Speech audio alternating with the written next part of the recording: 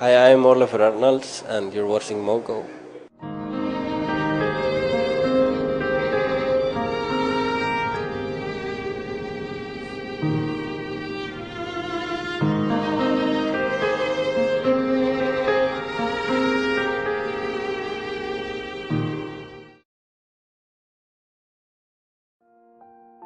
No, usually I have to, when I want to write, I really need to sit down and decide, okay, I'm writing music.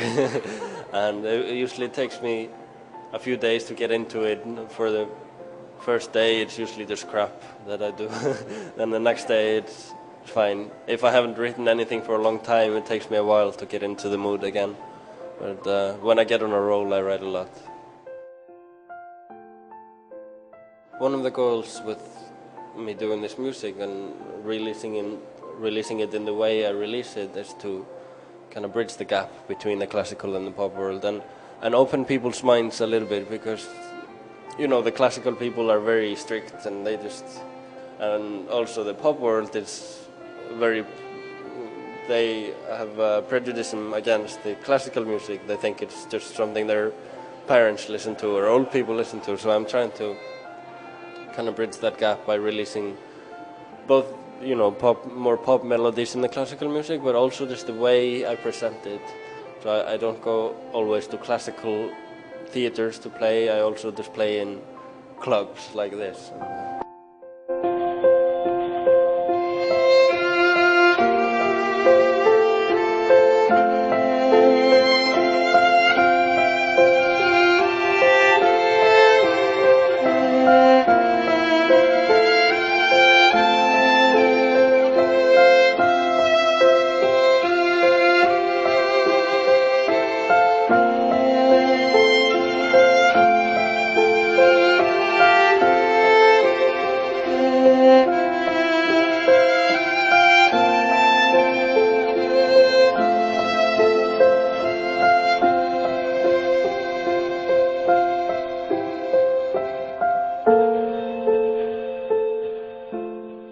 That was just on the first album. It's just a part of the concept for that album. It's the numbers are actually times, so the numbers would be like 3055 would be 30 minutes and 55 seconds, and it was if you have the CD, you can in the book with the CD there's pictures that tell a story, and the numbers or the times are associated with these pictures that tell at what time in the CD that picture was taken.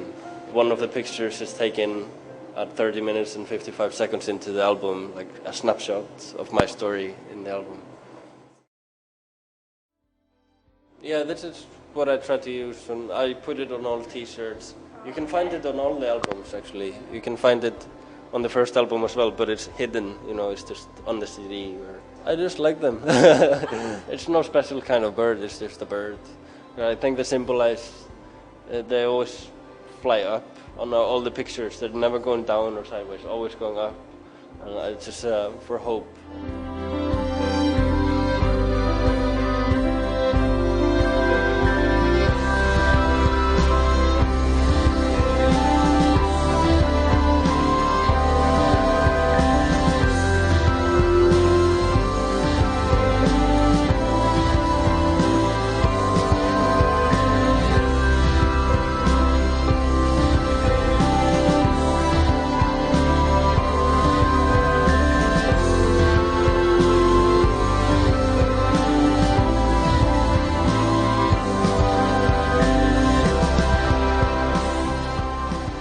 I think you must embrace the change of the music business. A lot of people try to ignore it. They, try to sue people who are downloading music illegally. They try to close up all the sites that have their music. I don't believe in that. I don't have the conscience to actually go into lawsuits against the people who are spreading my music around just because they like it so much. I can't sue those people. It makes no sense. So instead of doing that, I rather try to work with them and try to give them maybe some music for free legally, and instead I maybe ask for their email address so that I can put them on my mailing list, and so I can tell them about all my concerts, and they can pay for the concerts, they can pay for the t-shirt. They don't, there's other ways for musicians to survive than selling CDs on a plastic disc. Yeah. I use Google Translate. The internet is the only reason for why I'm in China today. Honestly, I wouldn't be here if it wasn't for Duban, if it wasn't for Sonic Beats and Splitworks, the company I work with here, because they found me on the internet. They put me on Duban, where I went straight to #1 on the most listened to. So that's why you have 700 people here tonight. It's just because they put my music on Duban, and so internet is everything today.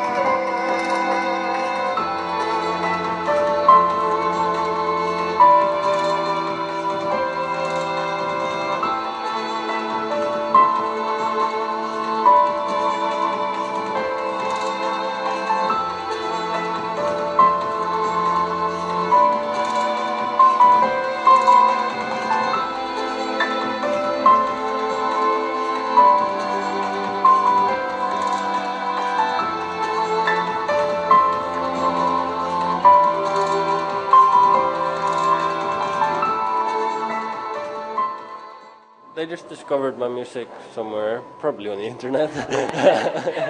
No, actually, he found a flyer for my music in a concert hall in England, Barbican Hall, where he was also doing a ballet piece. He saw my picture and thought, I think this is interesting. So he went home and went on the internet and listened to it, and he just contacted me.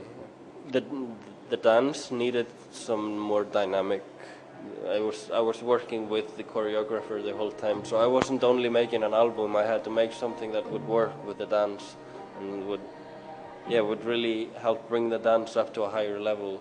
And there were parts that just needed something really loud, and because the dance piece is very crazy and very intense, so it just needed that.